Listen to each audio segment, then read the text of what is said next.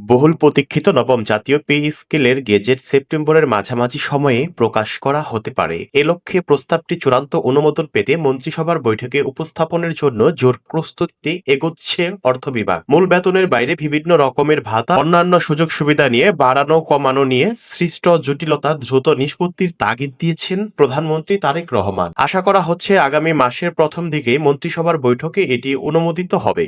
এরপর নিয়ম অনুযায়ী আইনগত দিক বিশ্লেষণের ভেটিং এর জন্য পাঠানো হবে আইন মন্ত্রণালয়ে। সেটা সম্পন্ন হলে সেপ্টেম্বরের মাঝামাঝিতে গেজেট প্রকাশ করা হবে। অর্থ বিভাগ সূত্রে এসব তথ্য জানা গেছে। সূত্র জানায় এর আগে আগস্টের মধ্যে গেজেট প্রকাশের কথা থাকলেও বেতন বৃদ্ধির হার, বিভিন্ন ভাতা ও সুযোগ সুবিধা, জুডিশিয়াল সার্ভিসের বেতন কাঠামোর সঙ্গে সমন্বয় এবং সরকারের আর্থিক সক্ষমতা নিয়ে পর্যালোচনার কারণে সময় পিছিয়েছে। এখন মন্ত্রিসভার উপস্থাপনের আগে বেতন কাঠামোর অবশিষ্ট জটিলতা দ্রুত নিষ্পত্তির উপর জোর দেওয়া হচ্ছে। অর্থ মন্ত্রণালয় সূত্র জানায়, নবম জাতীয় বেতন কমিশনের সুপারিশ পর্যালোচনায় গঠিত উচ্চ পর্যায়ের সচিব কমিটির কাজ শেষ পর্যায়ে রয়েছে। তবে মন্ত্রিপরিষদ সচিবের নেতৃত্বে আরও একটি বৈঠকের প্রয়োজন হবে। এরপরই তা মন্ত্রিসভার বৈঠকে উপস্থাপনের জন্য প্রেরণ করবে অর্থ বিভাগ। এরপর মন্ত্রিসভার অনুমোদন নিয়ে প্রজ্ঞাপন জারির প্রক্রিয়া শুরু হবে। এদিকে অর্থ ও পরিকল্পনা মন্ত্রী আমির খুসরো মাহমুদ চৌধুরীকেও জানিয়েছেন, সংশ্লিষ্ট কমিটির কাজ শেষ হলে প্রস্তাবটি মন্ত্রিসভায় যাবে। চলতি বছরের মধ্যেই নতুন এই বেতন কাঠামো কার্যকর করা হবে বলেও তিনি জানিয়েছেন।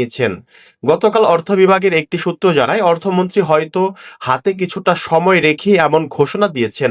তবে সরকার এবং আমরা যেভাবে এগোচ্ছি তাতে সেপ্টেম্বরের মাঝামাঝি গেজেট প্রকাশ করা হবে। সরকারি চলতি ২৬-২৭ অর্থ বছরের ১ জুলাই থেকে নতুন পে স্কেল কার্যকরের ঘোষণা দিয়েছে। তবে গেজেট প্রকাশে বিলম্ব হয় কর্মকর্তা কর্মচারীরা আপাতত পুরনো কাঠামোতে বেতন পাচ্ছেন। সংশ্লিষ্টরা বলছেন, গেজেট হলে ১ জুলাই থেকে কার্যকর ধরে বকেয়া ভাতা সমন্বয়ের সুযোগ রাখা হতে পারে। তবে আর্থিক সংকটের কারণে বেতন কাঠামো বাস্তবায়ন করা হবে ২ ধাপে। সেটাতে সম্মতি দিয়েছেন প্রধানমন্ত্রী। সে অনুযায়ী প্রথম ধাপে মূল বেতন এবং পরে ভাতাসহ অন্যান্য সুবিধাসমূহ কার্যকর করা হবে। অবশ্য পে কমিশনের সুপারিশের তুলনায় বেতন বৃদ্ধির হারও কিছুটা কমানোর বিষয়ে সুপারিশ করেছে সচিব কমিটি।